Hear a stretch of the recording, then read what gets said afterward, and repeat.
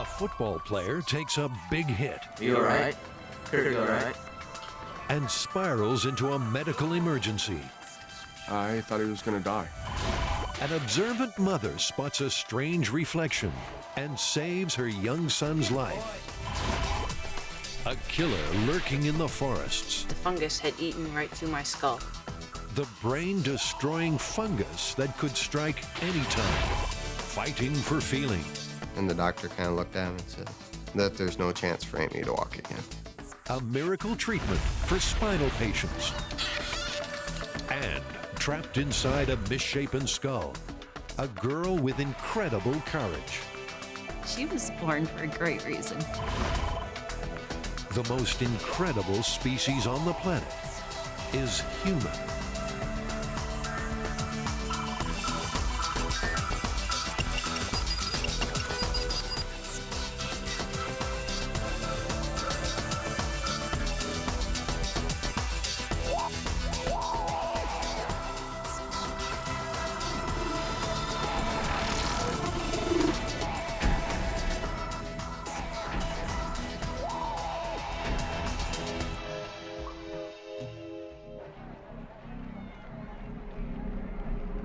A high school football game goes horribly wrong. By the time we got down, he was losing consciousness. A 15-year-old boy makes his last tackle. You all right? Kurt, you all right? You all right? I thought he was going to die. He'd suffered the scariest injury of all. My wife knew, and she said, "Ken, it's bad. It's really bad." Look at me, buddy. Look at me. Are you okay? One of the assistant coaches came over and squatted down and looked at him, and then immediately signaled for the trainer to come. And the trainer looked at him and almost immediately started, reached for his cell phone and started calling. Justin Go played for his junior varsity team. He loved the game, and he knew the risks. On a September day in 2000, Justin's team was confident of a win. They kicked off, and Justin made the first tackle of the game. He smashed heads, and he went down. The trainer asked me to hold his hand and to try to keep him from losing consciousness.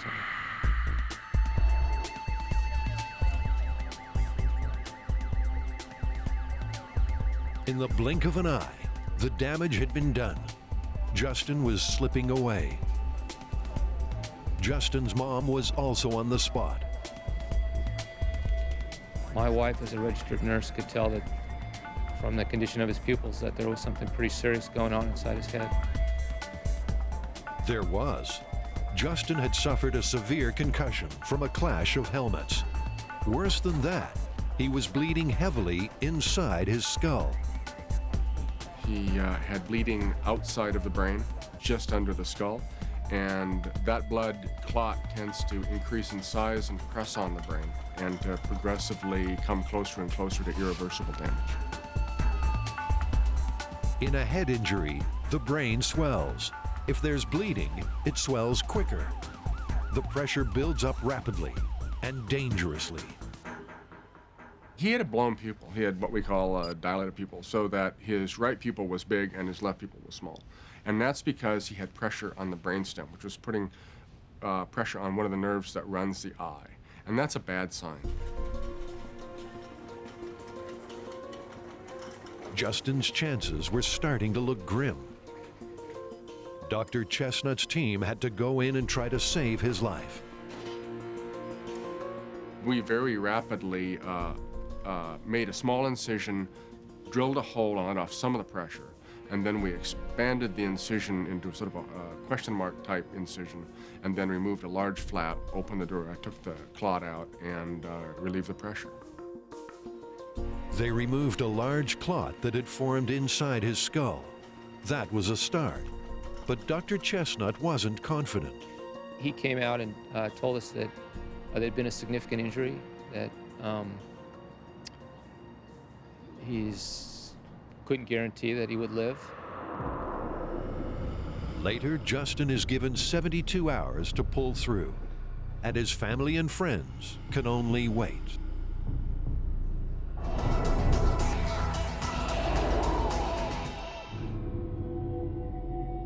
A telltale sign of disaster.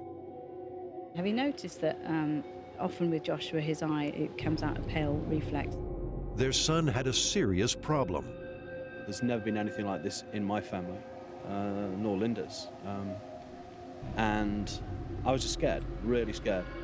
A rare form of cancer was attacking his eye. Once it's got outside the eye, it's almost universally fatal.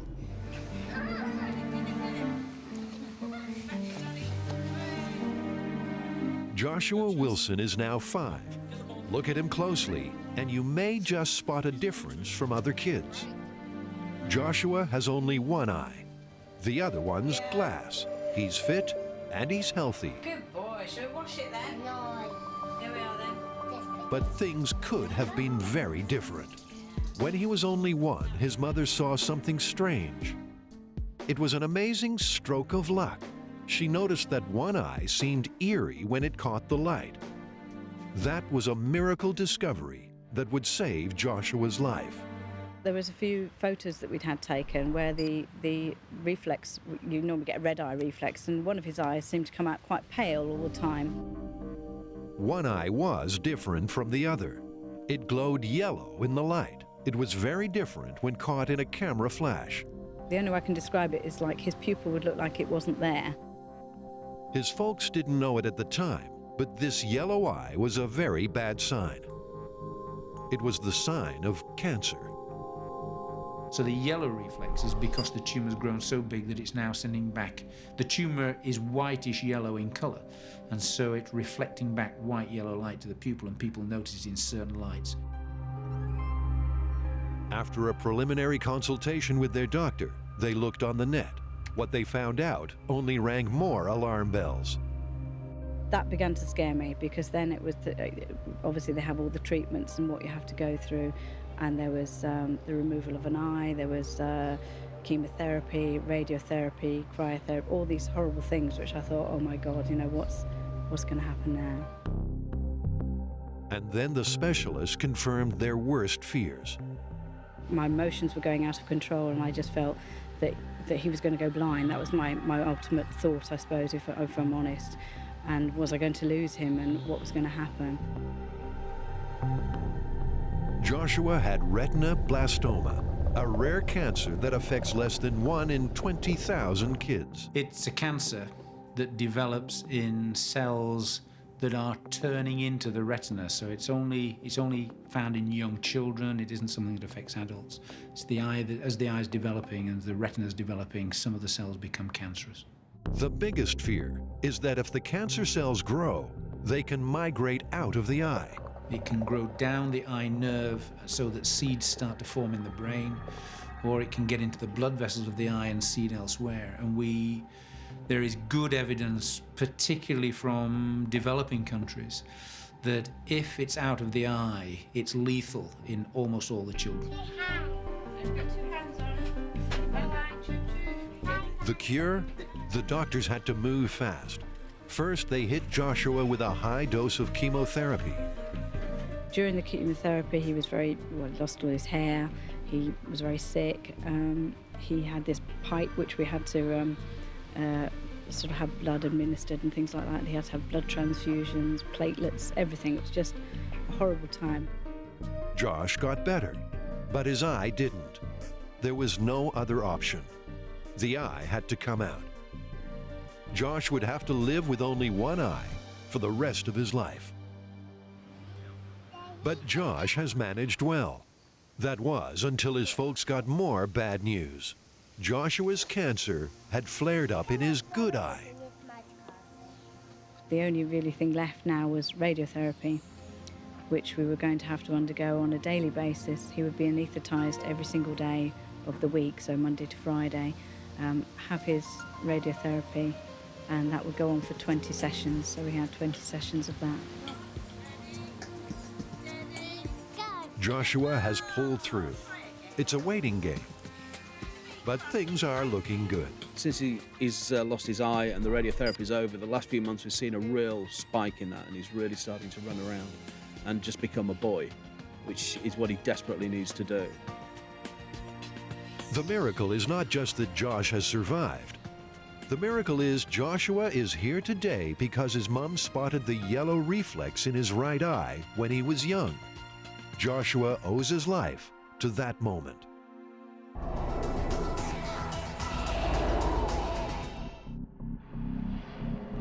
"15-year-old Justin Go suffered a head injury in a high school football game. Look at it. Are you okay? By the time we got down, he was losing consciousness. As he left the field, he had no idea where he was going. He had bleeding outside of the brain, just under the skull, and that blood clot tends to increase in size and press on the brain and to progressively come closer and closer to irreversible damage. Before he knew it, Justin was plunged into a full-on medical emergency. Surgeons removed a large clot from inside his skull, but nobody knew if he would ever wake up.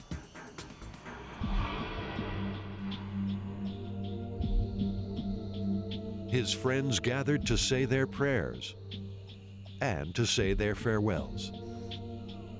Talking to him and not knowing if he's going to wake up is really hard. You know, you think about the last time that you talked to him and all the things you wish you would have said, but you never get the chance to. The hours ticked away. If he survived 72 hours, he might make it. But the doctor wasn't confident about what shape he'd be in. He said if he became functionally independent again, that would be a miracle. A week later, and Justin woke from his coma. He was alive, but no one knew what sort of life he'd be able to lead. I hoped, obviously, I hoped that he would recover 100%, but just with the odds against him and knowing that there was other football injuries that were very, very similar, and none of them have been able to recover. Would Justin be like all the other injured players? Only time would tell. For months, he needed rehab. It was going to be a long haul.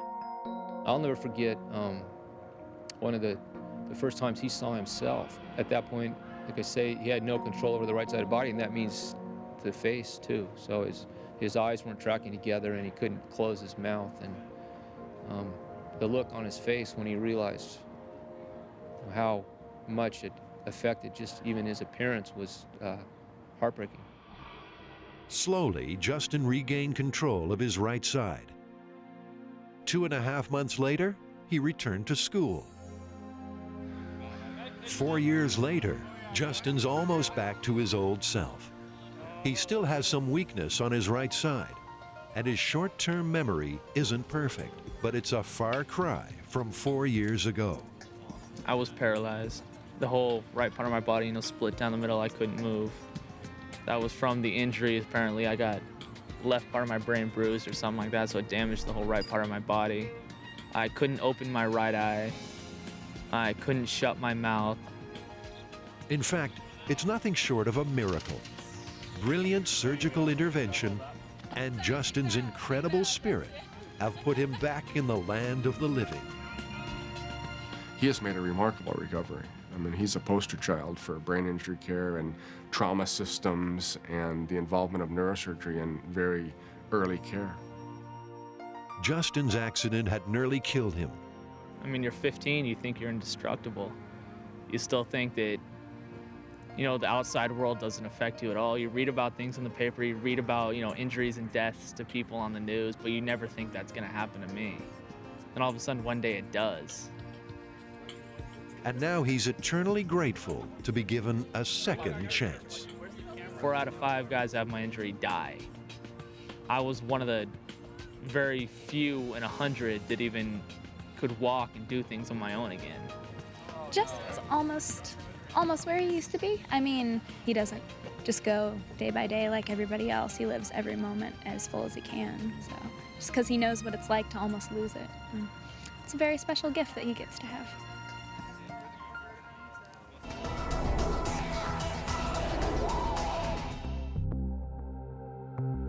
A tragic spinal injury at age 15. I couldn't feel my legs. So, I mean, kind of right there, I think I knew something was wrong. A day in the country turns into a living nightmare. And the doctor kind of looked at him and said that there's no chance for Amy to walk again. But could an extraordinary medical procedure get her back on her feet again? To be able to offer that hope and that opportunity is exciting. It's wonderful. 3 years ago, Amy Fells nearly lost her life. Too much alcohol, too much youth, too little experience. Amy and her friends were on their way home after a day's partying. Amy was a passenger in the back when the car veered off the road.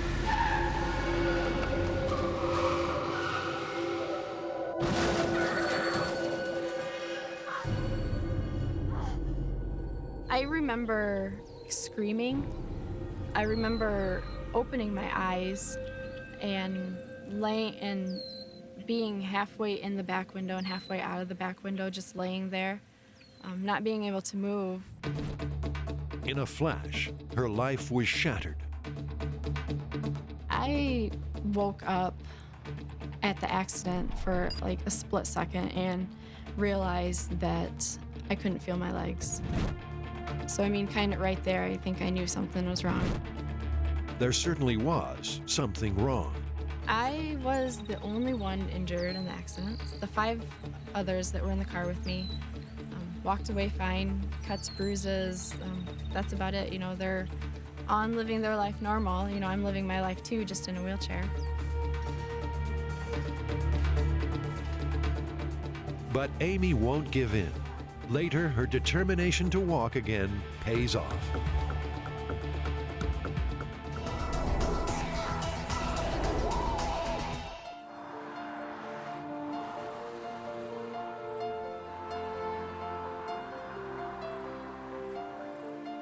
This is one of the most beautiful parts of North America, one of nature's treasures in Ontario, Canada. It's paradise here. Pine forests, crystal clear lakes, and beautiful tranquility. This is a dream for those fortunate enough to spend their time and leisure here. We call it God's country because it's so peaceful and so nice out there. But here, everything's not quite what it seems. We have a number of deaths every year. There's something lurking, and it's deadly. They finally did test for blastomycosis, and by that point, the fungus had eaten through his skull.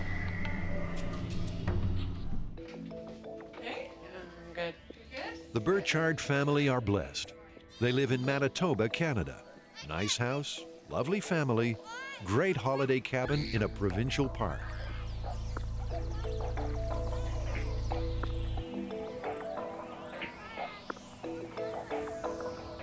Everything and anything that you could do to enjoy yourself out there is what we do out there. It's beautiful country, and we really, really enjoy it out there.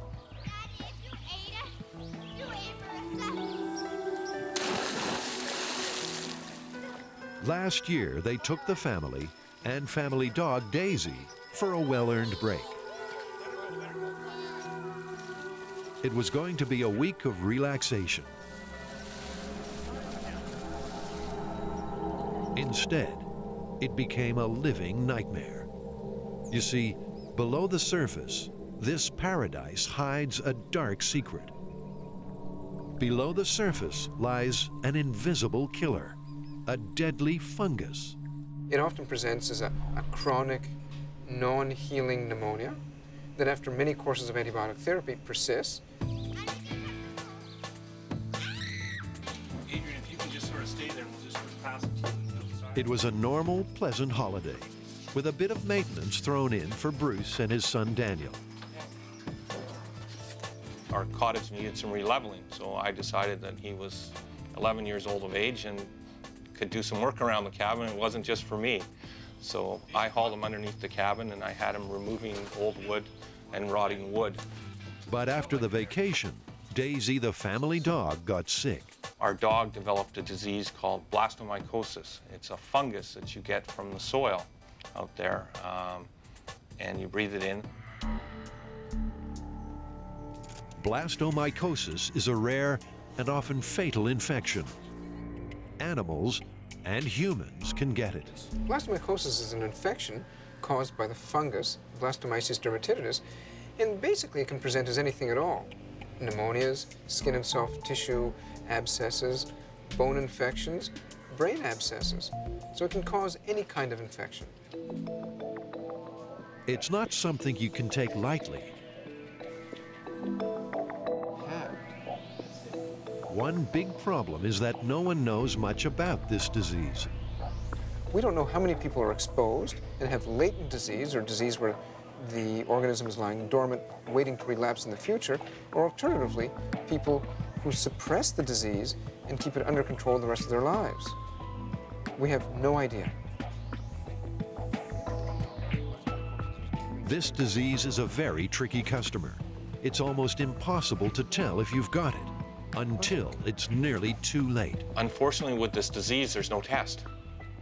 The test is only once you show symptoms. Daisy went under the knife. She lost an eye. It seemed the worst was over. But 6 months later, the fungus struck 11-year-old Daniel.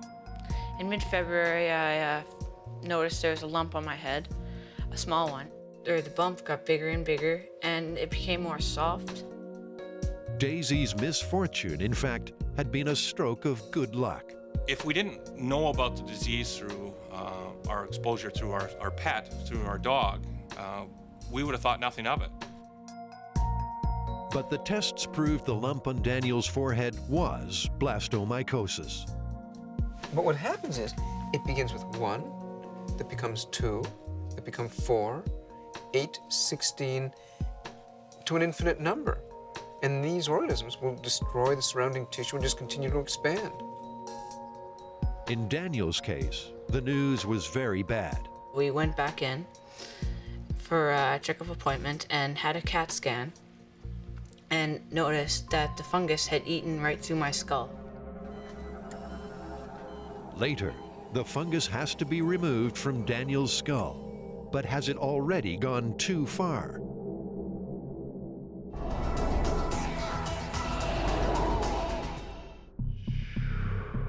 Amy Fell's accident was like so many, speed and alcohol combined in a tragedy.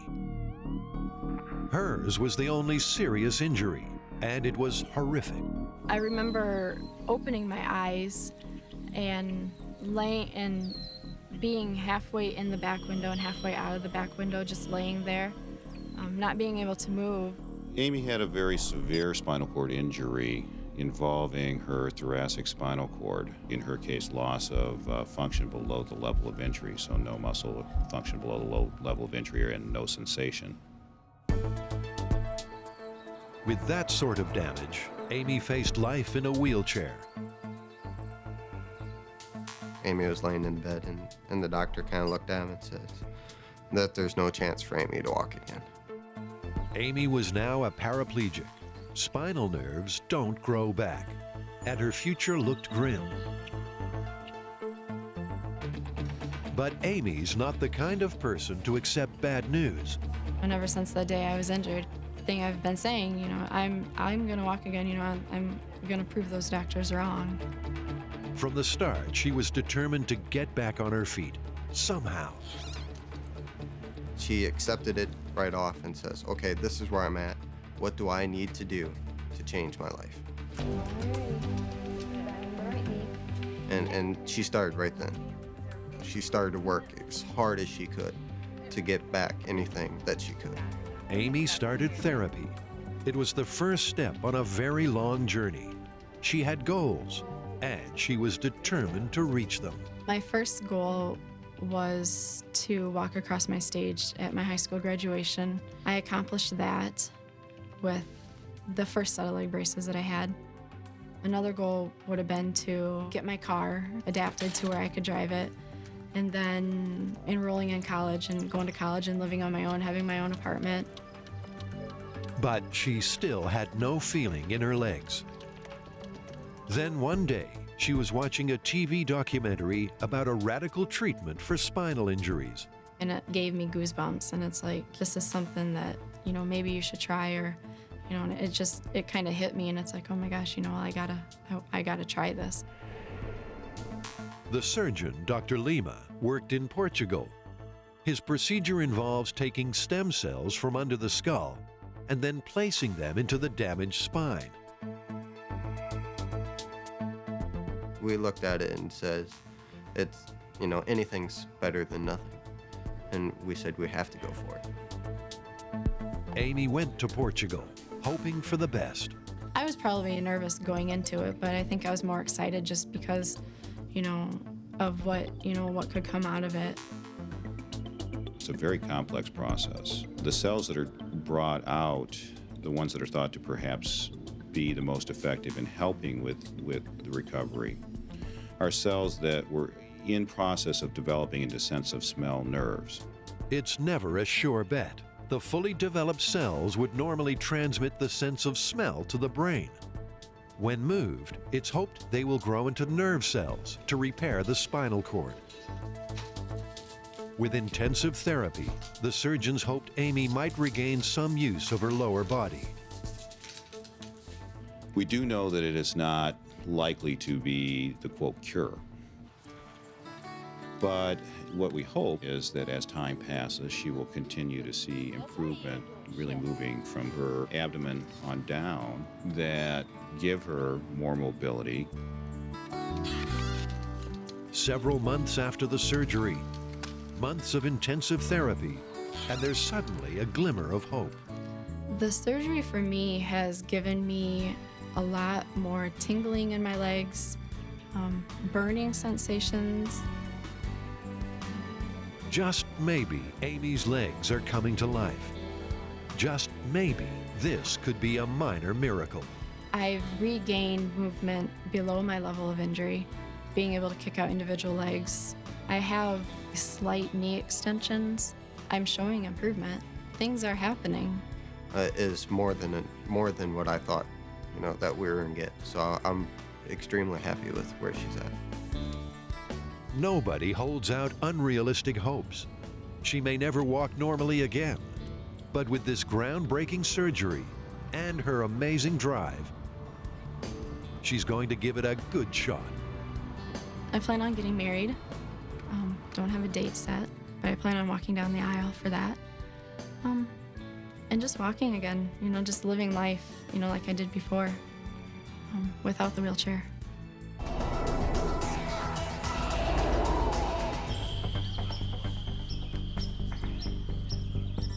A vacation at the remote family cabin was the beginning of a medical disaster for the Burchard family. The fungus had eaten through his skull. The family dog was struck down by a mysterious brain-eating fungus that hides somewhere in the soil. Without treatment, about 60% of the people who contact this disease will die. If you can get it, nip it in the bud, diagnose it quickly, there's still a 10% mortality rate. It often presents as a chronic, non-healing pneumonia that after many courses of antibiotic therapy persists. Daisy, come on. Then 11-year-old Daniel became the next victim and was rushed to the hospital. In mid-February, I noticed there was a lump on my head, a small one. The bump got bigger and bigger, and it became more soft. Daniel went straight into the OR for a long and difficult operation. The doctors made a terrible discovery. The invasion of blastomycosis had turned the top of his skull to mush. You know, potentially he could have died on the operating table. We knew that, but also leaving the fungus in there was a sure death sentence also. The surgeons had to cut out a huge chunk of his skull. We nipped it just in time. It was able to just be in the bone, which is bad enough to remove the skull, but it didn't affect him neurologically yet. So we were able to basically save his life by getting in there in time. Daniel's body had been invaded by a silent and deadly killer. This is exactly what happened to Daniel. A skin and soft tissue mass occurred, which was essentially full of pus in the organisms. The organisms essentially eroded into the bone, leading to this bone destruction, as you can see here, with loss of the inner table of the skull. And if we look at the top of the skull, this large zigzag-shaped area has essentially been destroyed by the organism, which is a process very similar to what happened with Daniel. In Daniel's case, they'd caught it just in time. We were very fortunate. He was still battling the fungus on the brain cover, and it was starting to attack into his brain when we started treatment. Let me see. But the follow-up treatment is also drastic. How's that feel? It's comfortable. Yeah. He spent a month in the hospital and then had to carry around a drip with antifungal drugs for another 3 months. Can you just get that on and I'll pump? Okay. He can't drop his guard against this disease for a second. All right, you good to go? Yep. The best way to describe it is like going through chemo. It attacks the body, you poison the body to the point where you kill the fungus. And so you're sort of measuring whether you're killing the body with the cure or killing the disease. The problem is, this disease doesn't always go away after surgery. It can send out spores throughout the body. Although we treat it, and we treat for prolonged periods of time, anywhere between 6 months to a year, there's always a remote possibility that a relapse could occur. Years later, it can come back to bite you again. Like this patient, who'd been under the knife 2 years earlier, but still had the fungus. And ultimately, that's why Daniel and his family have to be very vigilant, as it could relapse in the future. Luckily, Daniel's doing fine. 6 months down the road, and so far, so good. I really don't think that he knows how close he was and how lucky he was. But what's to stop his folks having it too? We're obviously concerned about whether we've been exposed and whether we have it developing in us. We're looking for, if we get a lump or a lesion or develop pneumonia, we're definitely going to be all over it again.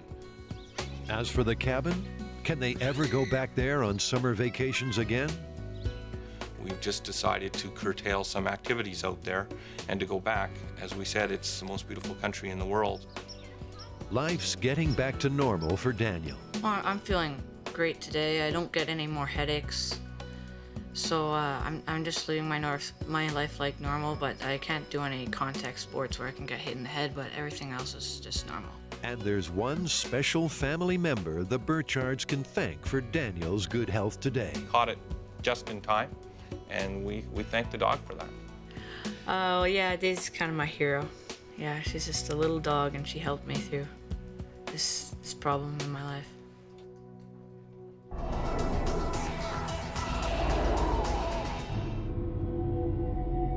Justin Go was lucky. After suffering a serious head injury playing football, he made a slow but miraculous recovery. 4 out of 5 guys that have my injury die. I was one of the very few in 100 that even could walk and do things on my own again. But what if there was a way to reduce the chances of head injuries that might result in cases like Justin's? Every second is vital in treating head injuries. But often the player doesn't even know he's suffered one. It's been well documented, footballers going into the wrong huddle, getting their bell rung, not saying my brain is damaged, I gotta leave, keep playing, and end up, crossing to the other team and ending up in their huddle. So a company has come up with an ingenious and potentially life-saving device, the Head Impact Telemetry System, or HITS. It's very important that we understand brain injury in the first place. So HITS started as a research project where we could first understand what was happening to the athlete that was leading to mild traumatic brain injury. The helmet system works like this. Sensors are installed in the athlete's helmet. They talk by wireless links to a sideline computer. Then if there's a head impact, the trainer's pager goes off. It tells them what player number, the impact time, and what the impact value was. In the case of a player like Justin, the computer would have registered a significant impact. The system may well provide future protection for the millions of American football players and help prevent some serious head injuries like Justin goes. There's about 150,000 concussions in American football every year across the United States. That's a big number.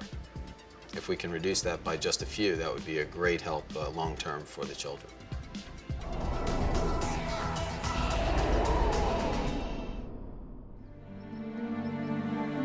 Rosemary Jacobs' early life was as colorful as any child's. But then something incredible happened. At 14, Rosemary's face turned gray and stayed that way.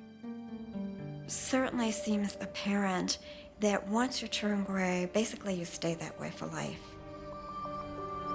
58-year-old Rosemary Jacobs is a victim of a cruel condition called argyria. It causes permanent, irreversible skin discoloration. It's been termed the walking dead. That is, people who have this discoloration tend to look like they're the walking dead. Rosemary was a healthy, rosy-cheeked youngster growing up outside New York City. When she was 11, her doctor prescribed drops containing colloidal silver to treat a runny nose. The drops didn't fix that, but after 3 years using them, the teenager's skin turned a gruesome gray. A nurse at the local hospital made the connection. The nurse said to me, "You're taking nose drops, aren't you?" And I said, "Yes." And she said, "Stop, they've got silver in them, that's where you're discolored." But it was too late to save Rosemary's skin. The silver in the compound had done its damage for good. Silver can be cumulative. That is, the amount of silver you get in your diet and the amount of silver you take in these supplements can gradually, over the years, cause this discoloration. It may not take 6 months, it may not take 2 years. It can happen after a period of several years, and once it happens, it's very permanent. The dangers of using silver as a medical treatment had been known since early last century. But when Rosemary was given it, it was still being advertised as a medicinal marvel. Most doctors weren't using silver drugs. They knew that it was useless and dangerous. And I suspect that if my doctor had read his medical journals instead of the ads that came from drug companies in an era when they weren't strictly regulated, he never would have used the drug. Sadly, it doesn't seem that silver compounds do anything. Silver is a failed antibiotic. Years ago, that was all they had until this stuff called penicillin came out, and silver essentially disappeared. It's never been effective at anything. There's no known cure for argyria. Rosemary's face is gray for good, although thankfully, her discoloration isn't as bad as it was 30 years ago. She did try dermabrasion in the 70s. It only scrubbed away some of the gray. I went from being a solid gray, like this kind of a gray, to being patchy. What happens is when you get silver into your system over a prolonged period of time, or even shortly, silver binds to several places in the body. The silver binds to the thyroid gland, the silver binds to the liver, the silver binds to the adrenal glands, and to some extent it binds into the brain. But where it causes its most apparent situation is where it binds to the basement membrane of the skin. It's when you see Rosemary alongside someone without the condition, you can really feel for her. There's been some success for argyria using laser treatment, but Rosemary has chosen not to pursue it. I decided a long time ago, if you don't like the way I look, there's nothing I can do about it, but you can look the other way. Rosemary uses a little makeup to give her face some color, but trying to cover her face and mask her condition hasn't worked.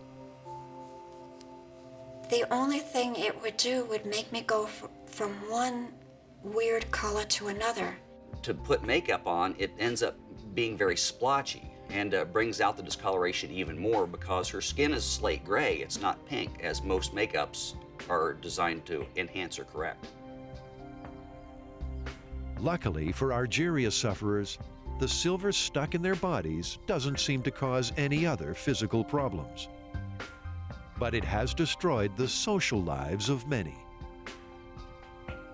I would say most Argyria sufferers miss out on a lot of life. After developing the condition, they seem to become kind of shy. I think it's in part because of the reactions they get from people when they're out in social environments. In good lighting, it's very unearthly to see a person with the discoloration. I've had people refuse me jobs because they thought my face was bad for business. Things like that. I've had difficulty getting apartments. I've never been married, I've never had children, and people have often asked me, do you think this is because of your discoloration? Well, I think that might be part of it. I had less opportunities. Not many young boys wanted to date somebody who looked very different. Rosemary isn't angry anymore at the doctor who gave her the silver compound. What's eating her up is that silver supplements are still being pushed, especially on the internet. Some of them are still saying that their products are non-toxic, you can take as much as you want. That in spite of the fact that there are now many, many cases of Argyria that have been caused by dietary supplements on the market now, or products that people, homebrews, that people made themselves. And as long as they're doing it, silver accumulates in your body. So that there are going to be many more cases as long as people are taking silver. For Argyria specialists like Dr. Bouts, the case against taking silver is black and white. One of my contentions is if you give an infinite number of people infinite access to silver, sooner or later a bunch of them are going to start turning gray. If people want to take silver, to me that's fine, as long as they are aware of the danger.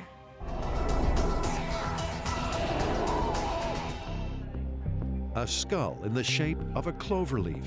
I found out 2 weeks before she was born that there was a problem. This is not the result of an accident or injury. Then they thought she had some type of dwarfism that was pretty much fatal. Incredibly, trapped inside this skull is a normal brain. Many people who took care of Grace from the outset had not seen them, and they didn't know what to expect.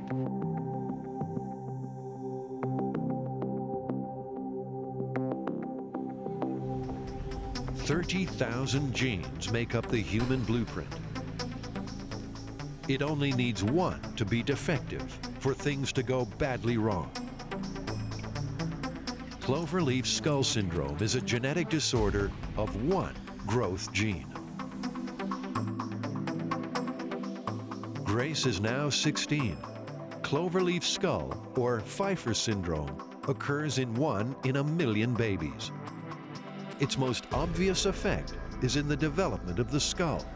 Pfeiffer syndrome is a condition, it's a genetic condition in which bones of the skull and bones elsewhere in the body grow abnormally, and in particular in the skull, the plates fuse prematurely. Okay, I want you to bounce with your legs. Wish. The fact that Grace's brain survived intact is a medical miracle. Keep your whoa, the legs are shaking. You getting tired? In most babies, the skull is not yet fused. It's a self-adjusting case for a fast-growing brain. But Grace's skull wasn't like other babies. She didn't have any soft spots. And so her brain was trying to grow, which is why her face got, so big here and up here. That meant there was no room for her brain to grow. Brain damage was a real threat. When she was, I think, 2 or 3 weeks old, they had to go in and they took her skull from ear to ear all the way back. They took her whole skull off because she had so much pressure in her head.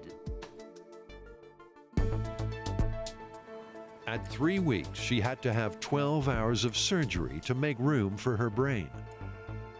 Then the surgeon had to go in again to save her eyes. Grace couldn't close them.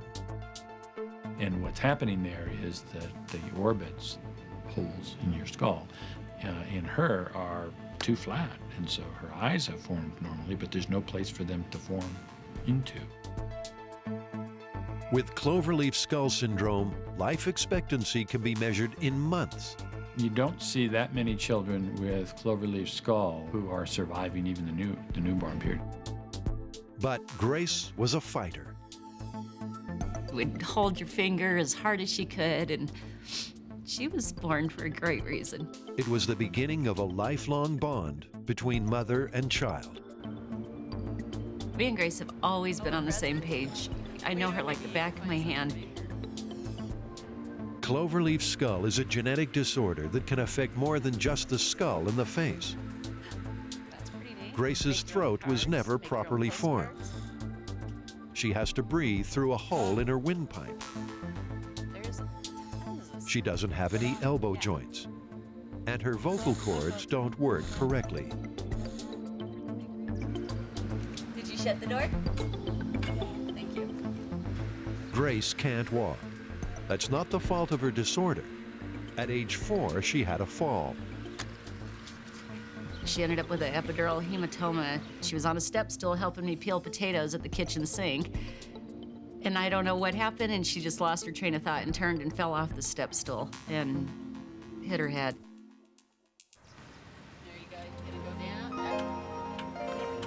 For the rest of her life, she'll never be free of a wheelchair.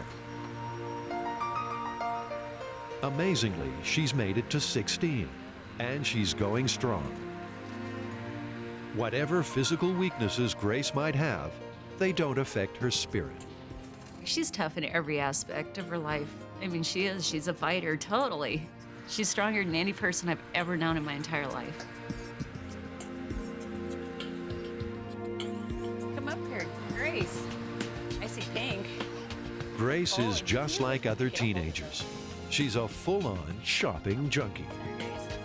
Grace looks unusual, but remember, this kid is like any other 16-year-old. She has normal feelings. You like those? But ask her how she deals with other people's stares and comments, and she'll tell you straight. You don't mind if people say stuff about you? Hey, yeah, okay. You don't mind they're not your friends? It's an amazingly mature attitude. She has the self-esteem of a supermodel, which I think is great. I mean, it's like, people will say, Grace, you look so cute today. I always do. Bath gel? Grace could have more surgery to make adjustments to her face, but it's a sign of her spirit that she's turned the offer down. It's her face and her body, and at this point, she loves that, and she's very comfortable with that, and I don't feel like I should change that. Make no mistake, life's not easy with Grace's condition, but she takes everything in her stride. Every day. Every day's a good day? Yep. Grace is at school in the 11th grade. Her brain functions just fine. The disorder is only a physical hurdle. The real blow for Grace is that there's no cure, only management. But no one's worrying about her future. I don't know of another child with a cloverleaf skull that has done as well as Grace. She's Wonder Woman. She is Wonder Woman. And Grace is sure of one thing. She knows her family will always be there for her. Yep. Hear that? We're stuck like glue. Yep. You're never leaving. Yep.